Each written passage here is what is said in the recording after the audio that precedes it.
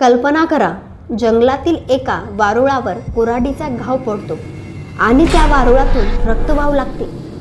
घाबरलेला लाकूड तोड्या ते वारूळ फोडतो आणि त्या क्षणी त्यातून प्रकट होतात एक दिव्य योगी, जे पुढे संपूर्ण भारतात स्वामी समर्थ महाराज म्हणून ओळखले गेले.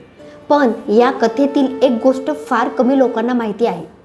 स्वामी समर्थ महाराजांच्या प्रकट होण्यामागे एक अद्भुत गूढ आणि इतिहास सांगितला जातो.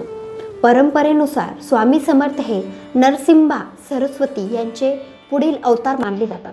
असे सांगितले जाते की श्री नरसिंह सरस्वती महाराजांनी अखेरीस जगाचा निरोप घेऊन घनदाट आणि रहस्यमय अशा कर्दनी वनामध्ये प्रवेश केला.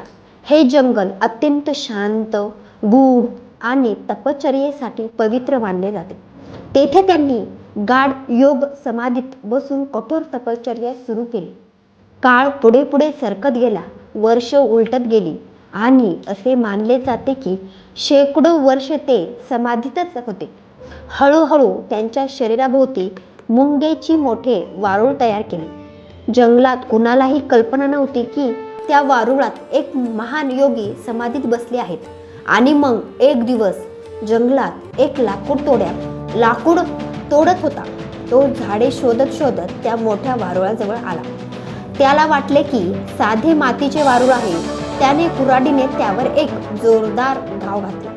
पण पुढच्या क्षणी जे घडले ते पाहून तो थरथर कापू लागला. त्या वारुळातून रक्ताचे थेंब वाहू लागले. लाकूड तोड्या घाबरला. त्याला वाटले की त्याच्याकडून मोठा अपराध झाला आहे.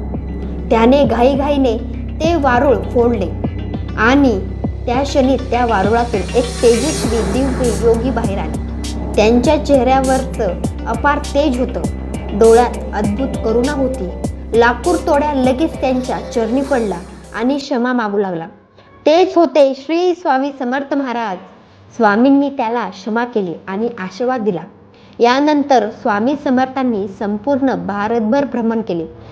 ते अनेक तीर्थक्षेत्रात गेले, असंख्य लोकांना मार्गदर्शन केले आणि शेवटी ते अक्कलकोट येथे स्थिर झाले. अक्कलकोटमध्ये त्यांनी असंख्य चमत्कार केले, भक्ताचे दुःख दूर केले आणि भक्तांना एकच दिलासा दिला, भिवू नकोस, मी तुझ्या पाठीशी आहे. आजही लाखो भक्त स्वामी समर्थांच्या या वचनावर पूर्ण श्रद्धा ठेवतात.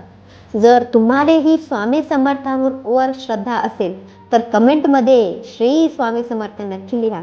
आणि अशा दिव्य कथा ऐकण्यासाठी स्वामी सखी चॅनलला सबस्क्राईब करायला विसरू नका. श्री स्वामी समर्थ.